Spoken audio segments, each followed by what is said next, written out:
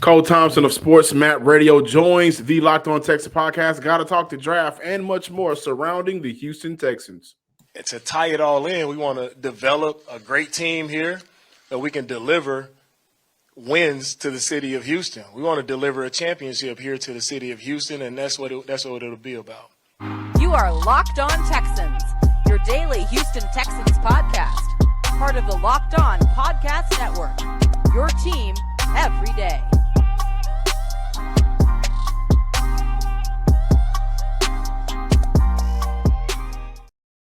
Welcome, everybody, to a Friday episode of the Locked On Texan podcast, a part of the Locked On Podcast Network, your team every day. Make sure you are subscribed to the Locked On Texan podcast on YouTube, and also give us a follow on Twitter. Make sure you are subscribed to the Locked On Texan podcast on all of the major podcasting platforms, including, but not limited to, Apple Podcasts, Stitcher Megaphone, and Spotify. I'm John Hickman. Of course, I'm joined by none other than Cody Davis, Texan Credential Media member and Sports Illustrated's own. We have made it to Friday. It is officially April 1st. And you know what that means? Now we can talk the NFL draft for the Houston Texans. And I think more in an entire landscape, not just limiting the draft talk to number 2 and number 12 with the quarterback, looming this franchise right now. So in order to do that, Cody, we told y'all yesterday who we were bringing on.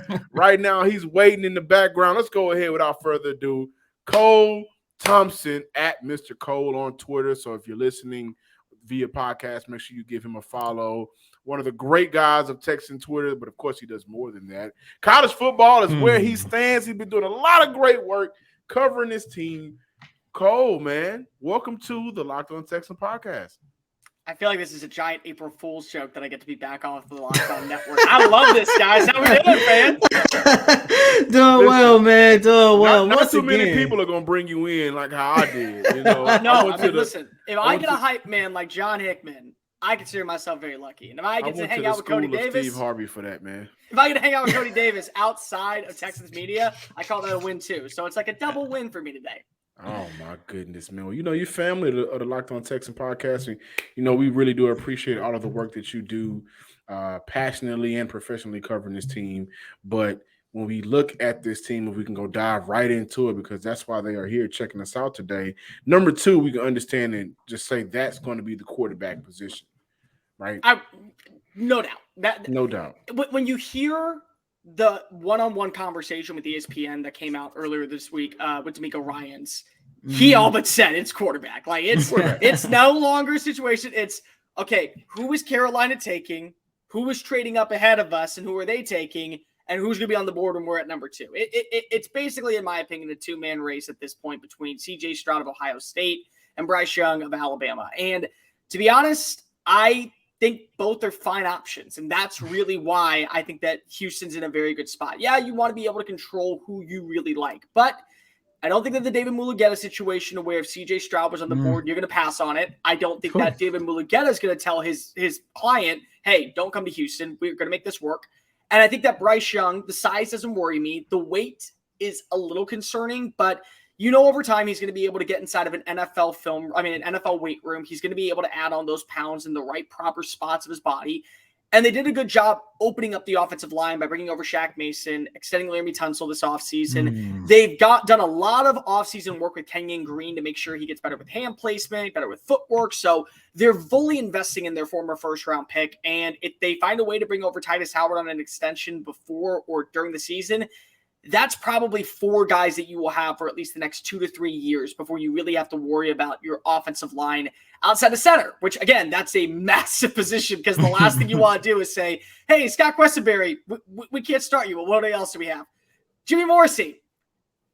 Crap. All right, let's go. This is an April Fool's joke, right? All right. So when we look at number 2, that's a foregone conclusion. It'll be quarterback. But number 12 and number 33 really intrigue me. So my question to you to open up today's show is just, if Houston does not decide to go wide receiver with those first 3 picks, 2, 12, and 33, which mid-round to late round makes sense for Houston to bring in as their next wide receiver? Because we understand that is a position of need still, even with the offseason signings of Robert Woods. I'm missing one of the Noah other Brown. guys. No, Brown. Noah Brown, who had a development player in Dallas, had his career highs last year. A lot of people are still banking on Nico Collins to take another step, and I am as well. But wide receiver is still a position of need. If they don't go first three picks, where and what player do you see Houston drafting later in the draft? I'll give you 4 options. I'll go from the one that I think is the least likely to probably the most likely, or the one that I would be very much salivating over if I was a Texans fan and also a Texans draft analyst or something like that. Number 4, I'll go with Tyler Scott from Cincinnati. This is a kid who is 5'11", doesn't have a lot of size, but neither did Brandon Cooks. And he wins with speed. This is a guy that's 4.40. When he was at Cincinnati the last few years, he had been a machine after the catch. I think he averaged about 16.6 yards per play. He finished with over 1,000 yards. He's got really good route running skills. He does a really nice job being able to stretch the field as well. So if you're looking for that playmaking type, the guy who can be your downfield presence, what they wanted a guy like Brandon Cooks to be this past year, but because of the pass rushing situations, because of the offensive line miscues and all these other little tidbits, I think that he'd be a nice complementary piece, probably somewhere at that 73 pick range. If you trade down from pick number 12 and get an extra 3rd round pick or something along those lines, maybe that's where you want him in the 80s, early 90s type range. He's a guy that I think could play the outside. He can play in the slot. He can do a little bit of everything. That's probably the speed option for you. Number 3 I would go with is probably A.T. Perry, the wide receiver from Wake Forest. This is a guy who I really like on film, but I've started to see him get mocked in the 2nd round. I'm like, all right, let's pump our brakes for a second, people. Like, I get it. There's a lot to like about him. I think the main thing is he's versatile, very versatile receiver. This was a guy that last year had 11 total touchdowns. He averaged about 13 yards per catch. He had 4 touchdowns inside the slot, and 3 of those touchdowns came from inside the red zone. So this is a playmaker. This is a guy that when you're inside the 25-yard line, you want to target. You want to allow him to utilize his size, his footwork, his overall cuts, and his quickness to be able to win at the point of the attack. I think that size alone gives him a little bit more of an advantage. He's 6'3", weighs roughly around 200 pounds, got about 33.5-inch arms. Good speed, too. 4.47 guy. So he can move. He can scoot. I think the biggest thing about him that you got to like is that he's tall. He may not be able to box you out, but he can win as a route runner. And that is a really big trait. I think a lot of people kind of like negate a little bit. They like that speed caliber aspect. They like that physicality caliber aspect. If you do the little things right, and the little things are crisp, clean routes, you will have a long career in the NFL. And maybe just come on special teams. It may be as a wide receiver 5. It may be as a rotational type guy. But if you can do that, there's a role for you in the NFL. Number 2 for me is Tennessee's Cedric Tillman. Everyone's talking about Jalen Hyatt. Jalen Hyatt. Yeah, okay, Jalen Hyatt's really cool, dude. I love him. He's a Fred Biletnikoff Award winner, kicked Alabama's ass this past year, so that made me really sad. But you know what? Good for him. Cedric Tillman is the better receiver, in my opinion, and it's because of what he brings in all 3 phases of the game. I know. Hear me out, John. Hear me out. Number 1, physicality. That is one thing that I look at his route running. I look at the way that he attacks when it comes to cornerbacks. He is physical. He is a guy that is willing to be an open field blocker downfield, which will benefit an offense like Bobby Slowick. So if you want to be a part of a San Francisco 49ers type team, you got to be able to block. That's why they brought in Noah Brown. That's why they brought in Robert Woods. They're willing blockers. They're willing to go ahead and be effective in the run. So he adds that. Number 2, he was dominant in 2021 against 2 of the best defenses in college football. One was Alabama and one was Georgia.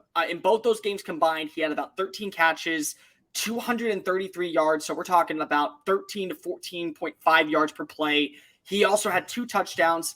He also is physical after the point of the catch. So he is hard to bring down. This is a guy that's going to force you to miss in the open field, not just with good footwork, but really with that physical presence. And he bounces off of linebackers, gets right back up, spits in their face and goes, all right, let's go again. Like he is one of those type of guys that you look at and he just provides that value. He comes from an NFL background. I believe, if I'm not mistaken, his uncle is Charles Peanut Tillman from the Chicago Bears. So he's been playing in that system. Like he has been grown up in this likes since he was a kid. And he also has done it against the highest level of competition. The other thing that I really like about his game that I think a lot of people are forgetting about more so than what you really are thinking of, he's done a really nice job catching through the traffic. So you'll see him manipulate a safety and a cornerback to come down, and he'll be able to bring in the ball through a tight window when you have a rookie wide receiver, they're going to make some errant throws. That's one thing that I think he brings to the table that really a lot of these other receivers that you really like, but I think that there's tremendous value there. And he's going to force competition. He's going to force Nico Collins to get better because they both are an X-type receiver. He's going to force Robert Woods to have to play up to a standard, and same with Noah Brown. So that physical presence alone makes him a viable asset, I think, right around this range of 65 to 73. But the number one guy, and if anybody follows me on Twitter, at Mr. Cole Thompson, you probably know who this is. It is Marvin Mims from Oklahoma. This is, in my opinion, the Brandon Cooks replacement. This is your, what's the best way to put this without coming off as condescending or kind of a a-hole to people?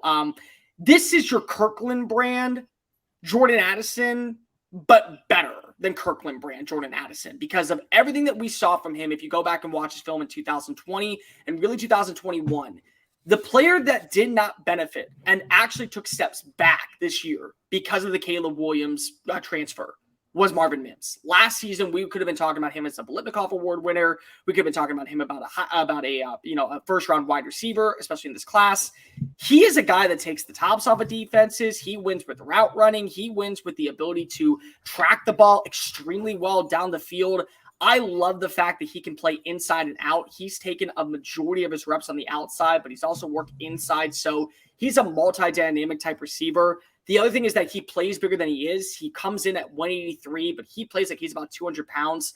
Blazing speed, 4.38. Very good vertical for a 5'11" kid at 39.5 inches. Good three-cone drill at 6.9. Lots and lots to like about the way that he goes through his strides, the way that he's able to build up speed, the way that he's changed direction. He's a mismatch in those things. And he is a lot like the sense of what you're seeing in Cedric Tillman, smooth operator in the open field. If you allow him just to go ahead and get space, he is going to find a way to beat you. He is going to find a way to make you win. He's going to find a way to make you miss.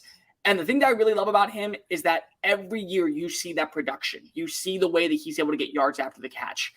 In a class to where I don't think that there's a bona fide number 2 through number 6 receiver and all are near each other, it's better to go ahead and get a guy that maybe you think has more upside, but you want to pay as much and could be an immediate starter to where you address other needs early on in the draft. And I think that a guy like Marvin Mims does that for you. And if you got to trade up into the end of round 2 to go get him, I think it's worth it. I mean, this is a guy that honestly has been a phenomenal receiver in the Big 12. He's a 1,000-yard type guy. I love his tape. I love everything about him. I think that there's a lot of value for this guy. And I think that what you're getting in bang for buck is why you go ahead and take him over someone at pick number 12.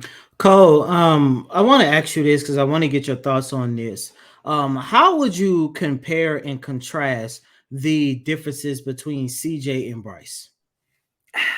Bryce's pocket awareness, in my opinion, is already near elite at the NFL level. I've talked to some scouts around the league, and they've said that if he were to play in the NFL right now, the pocket awareness and the ability to feel the pressure would not face him. He would be a guy that would immediately come in, be able to handle the hits. He'd be able to handle, feeling the pocket collapse against him, and he'd be able to step up and make the right play. Where a guy like CJ Stroud has good pocket awareness, but he doesn't maybe have that same off-script mentality. So those are some things you look at. Now, that's not an insult to anything that you see from CJ Stroud. CJ Stroud is a phenomenal type of playmaker. And I think that the game against Utah, which no one seems to talk about, a game where he had to lead 3 different drives and come back for him, shows that he can handle pressure, number one, and also he can be a very phenomenal playmaker, especially when you're looking at him inside the pocket. And then the Georgia game was probably the one where everyone's talking about his vision, his awareness, his ability to scramble. Those are things that you look at, but it's not at the same level as a Bryce Young.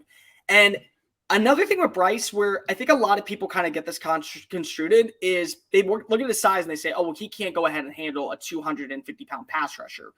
Maybe so. I mean, there's definitely going to be that wince moment for you where you have to close your eyes when he takes that first hit. But if you go back and look at the week 2 game against Texas, they sent Ryan Watts on a blitz, and he had him in the backfield. And Bryce threw him off and then ran upfield for 20 yards to go get that first down, and that ultimately led to Alabama winning the game. So he's got a good focal ground. He's got good footwork to where he can plant, he can stay upright, and I think that he can go ahead and withstand those type of hits. CJ's got a better arm in terms of what I think with velocity. I think Bryce has a better arm when it comes to consistency across the middle of the field. The other thing that I think really is going to separate these two is the production never dwindled for Bryce. And that's a really big deal when you look at what Bryce's game is all about. But I would argue that the production didn't dwindle for CJ. Right, but let me explain. So Jameson Williams and John Mechie no longer on the team. They're out, so they're gone. You also lose Evan Neal and you lose 2 other offensive linemen, so they're gone. So you lose these players. Your number one receiver is at times your running back in Jahmyr Gibbs, and if it's not him, it's Cameron Lautu, who is a flex tight end, and he still is able to have these type of consistent games where he literally is carrying Alabama against Tennessee, where Tennessee should have won by 21 points if they don't have number 9 in their backfield. He's carrying them against LSU, where LSU should have won that game by at least 15 points, but they had number 9 in the backfield. And he wins the game against Texas, where Texas, when they start off with Quinn Ewers, and I'm not trying to make this up, John, I know you have a Texas fan background, I swear, but you watch that game, there's no reason Alabama should win. And the reason they do is because of a guy like Bryce, where this is not a knock on CJ at all, because if I love CJ's tape, I think CJ would be fine without these guys. But you do have Marvin Harrison Jr., you do have Jackson Smith-Njigba, you do have Chris Olave, you do have Garrett Wilson, you have Emi Akeba, who people seem to forget about, because if he was another freaking stud wide receiver, why don't we just throw that into the mix as well? Good tight end play from Jeremy Ruckert last year, who was a good, reliable option in the red zone. You have Cade Stover, the tight end. And the run game's fine. I can say that the more so when you look at the offensive personnel when they were running the football, there was a lot of concerns with both Dawan Jones, the right tackle, and Paris Johnson in run blocking, to where they kind of negated away from that in games that were really close because they were trying to move the sticks. But when you have that same production, do you always have that question? Do you wonder if it's the receivers are helping you out? Are you wondering that, are you with that rapport with the receivers is able to benefit you? Where Bryce, you see on film, no more Jameson Williams, no more John Mechie, no more left tackle on Evan Neal. And what are we talking about? A drop in terms of completion percentage by 2%, a drop in passer rating by 0.3%. I mean, the numbers are still there, and maybe they're not Heisman caliber anymore, but they still are reasons why Alabama was productive. He made other receivers better, like Trayshawn Holden and Jermaine Burton, and these playmakers that really would be 3s and 4s on any other roster, but yet they were 1s and 2s in Alabama. And you usually don't see that in Alabama. Built Bar is a protein bar that tastes just like a candy bar, covered in 100% real chocolate. You can find them at your local Walmart or your local Sam's Club right now. If you don't want to hop in your car and drive, and if you're one of those modern shoppers, make sure you check out Built Bar at BuiltBar.com. Use promo code LOCKEDON15 and get 15% off your next order. Also, check out the website to participate in the Built March Madness. You can participate and have fun with that at BuiltMarchMadness.com to vote on your favorite Built Bar on the market. Welcome back in, ladies and gentlemen, to this Friday installment of Locked On Texans, and we're going to continue our conversation with Cole Thompson. Cole, what are you hearing about the draft stock of Jalen Carter? We all know everything that's been going on with him off the field, very serious, and it seems like after that, it just seems like his stock really started falling. Before we started recording, we got word that the Las Vegas Raiders was the first team to take him off the draft board. So what are you hearing about that? It's really interesting because I think the pro day was a very negative thing for him, and it so really, bad. But the reason it was so bad. It was bad because of also he made a dumb mistake in terms of taking your shirt off. Like, you thought this was going to be an awesome flex. It's like, no, dude, you should probably leave that on. Nobody wants to see the way that you've gained 9 pounds and really see where the weight's hanging. So that's automatically bad because of it's a bad look for that. It's a bad look when it comes to the numbers. It looked like he was kind of going anemic. But James Lippert, the director of scouting for the Texans, said when we spoke to him earlier this month that you have to trust what you see on the film as much as what you see on the pro day. And sometimes it's better to go back and watch the film than it is the pro day. If he goes to the right organization, one with culture, one with rich history, one with a very stable organization in terms of a GM, in terms of a head coach, in terms of a defense coordinator, I think that there's a lot of potential for him. I circle every single time on my mock board the Detroit Lions because Dan Campbell. Because Dan Campbell comes from the Sean Payton tree. Sean Payton does not put up with anything. Sean Payton will send you packing as soon as he can. He also has a guy in Aaron Glenn who comes from the same type of coaching tree. And Aaron Glenn is a guy that is very much involved in players' lives. He's always trying to go ahead and get the best out of players. He's always trying to go ahead and be a part of what they be a part of their overall situations. He's checking in with them. So for a guy like Jalen Carter, who, whether or not you consider what happened in the likes of January as off-field concerns, there could be multiple more that we don't know about. You would have a defensive coordinator who really would want to be by your side, want to back you, want to have your support. And then you have a GM that knows what it takes to win, and Brad Holmes, who comes from the Les Snead Les Snead executive tree in Los Angeles, and he understands that sometimes you have to bring in these talents to take these risks, and the risk will be worth the reward. But a team like Las Vegas, I get where you're coming from. That's a team that doesn't shock me if they take him off the board, because are we even sure that Dave Ziegler and Josh McDaniels are going to be there next year? So, those are things I look at.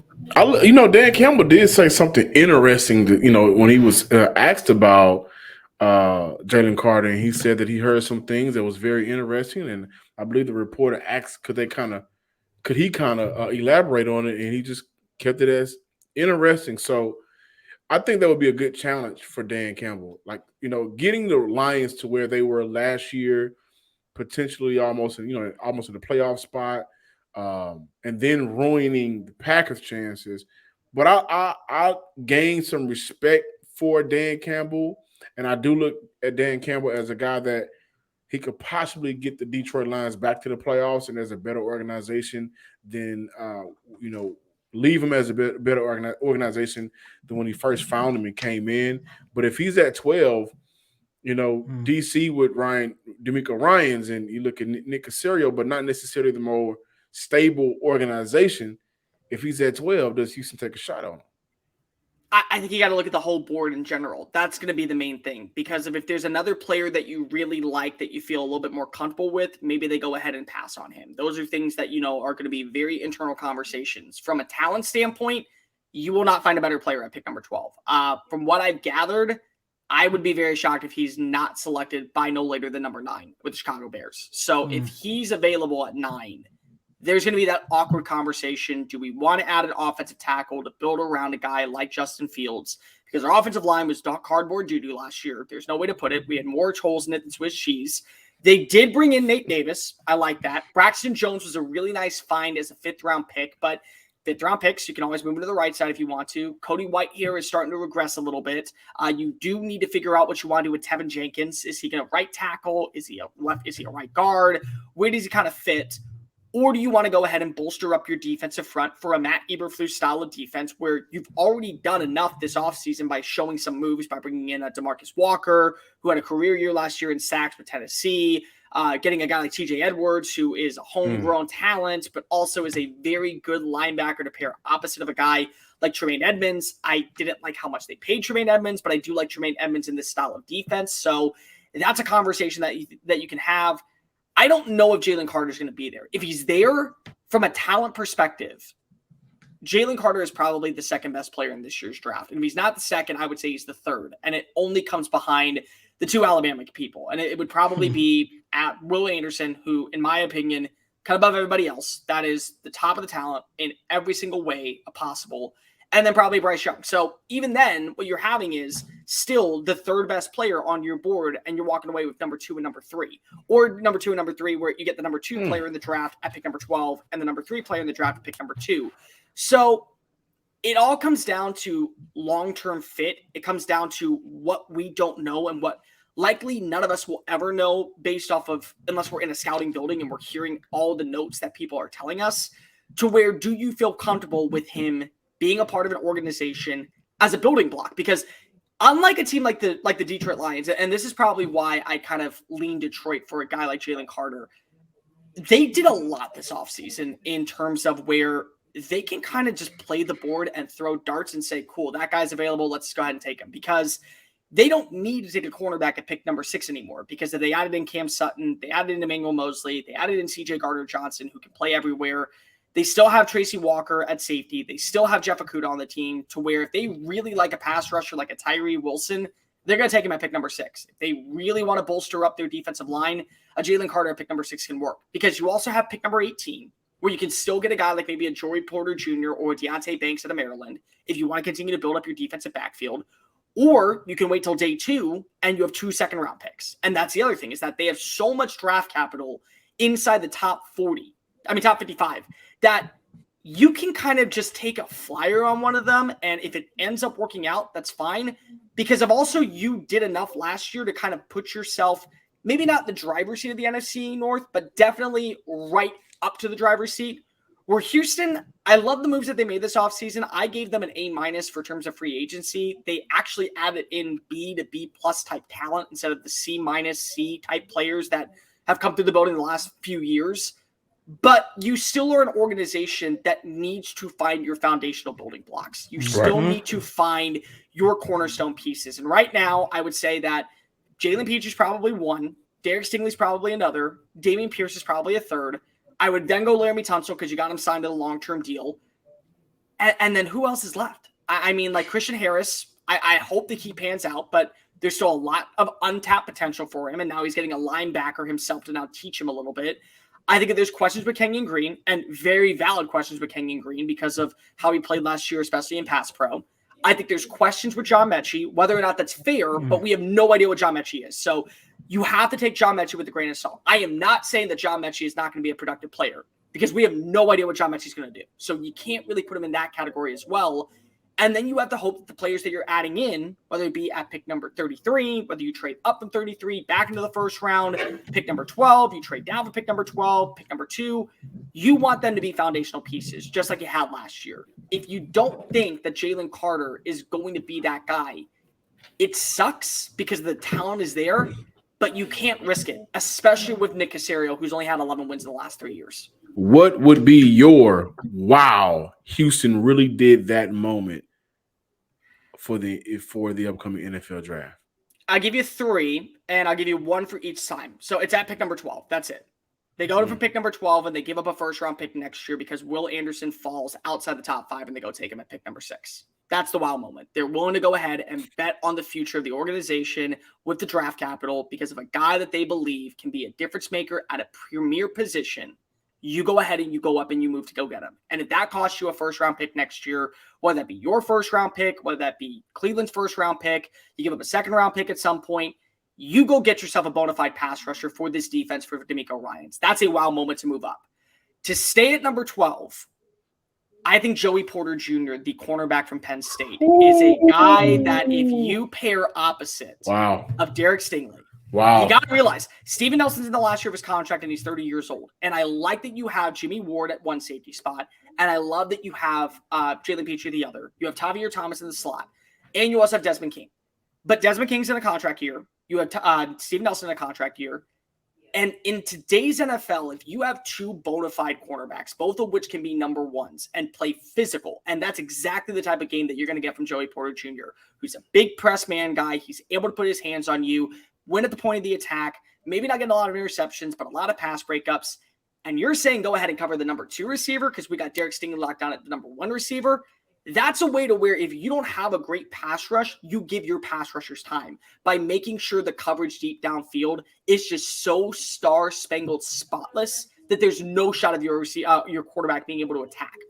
And then number 3, you trade down, you get an extra second-round pick or an extra third-round pick, and you just take the position that you need the most, and that's John Michael Schmitz, the offensive lineman from Minnesota in the first round. Because if there's buzz around him, that there's potentially him garnering praise in the mid-20s, and you need a center. Like, you need a center. You have to find a way to fortify that into your offensive line. So if you can get that guy to where you get an extra second-round pick, now you have 2 2s, 2 3s, you like the pass rushers that potentially are available, like a Felix Nduki-Uzama from Kansas State, a Keon White from Georgia Tech.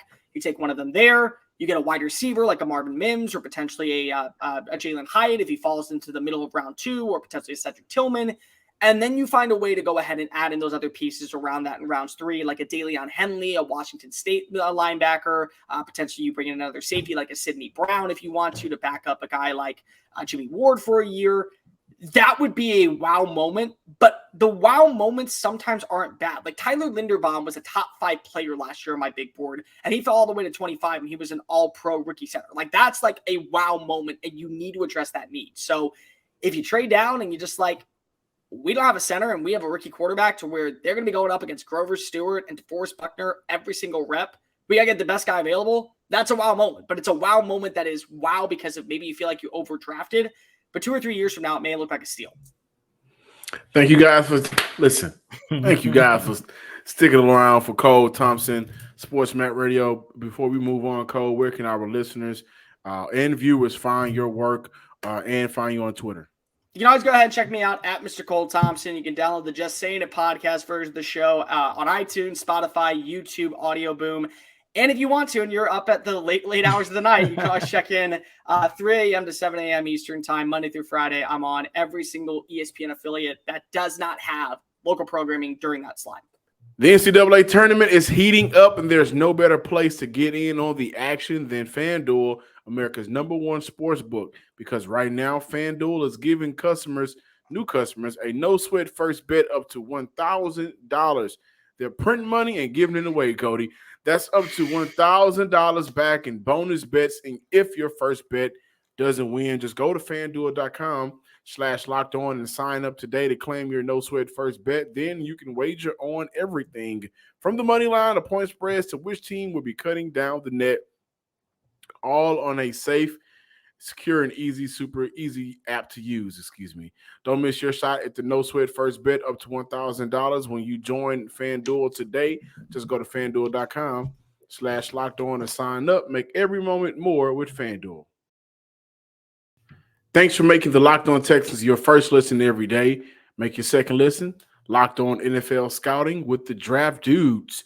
From free agency to the draft, salary cap management, and more, join NFL experts Kyle Krabs and Joe Marino as they take you through what it's like to build a successful NFL franchise. Every Monday through Friday, find Locked On NFL Scouting with the Draft Dudes wherever you get your podcasts and on YouTube. Part of the Locked On Podcast Network, your team every day. Thank you guys for checking out today's episode. Cole was fun, man. I like the wows. He's always fun, man. I love the wows. and if I want to close out by looking at the wows, and if I would say if any one of those wows, I would say, you know what? Go ahead and do it by any chance. If Houston is able to trade up for Will Anderson and get your quarterback, you get your pass rusher for a defense where a pass rusher is needed, I think that'll be a huge win for Houston. And that would be something where it would be a wow moment that down the line you will say to yourself, wow, I'm glad they did it because now we have a winning organization. Yeah, the one thing that intrigued me the most about what Cole had to say is this whole Jalen Carter situation.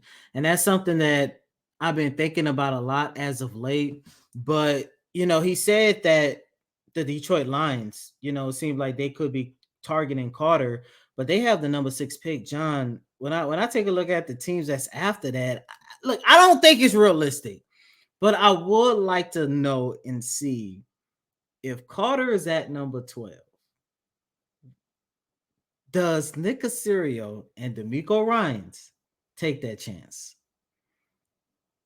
Because once again, like Cole said, you're looking at what, the third best prospect in the draft, no lower than third. Now I get it. There's off-field issues going on, and like Cole mentioned, and of course everybody already knew his pro day was terrible. But like Jalen Carter at number 12.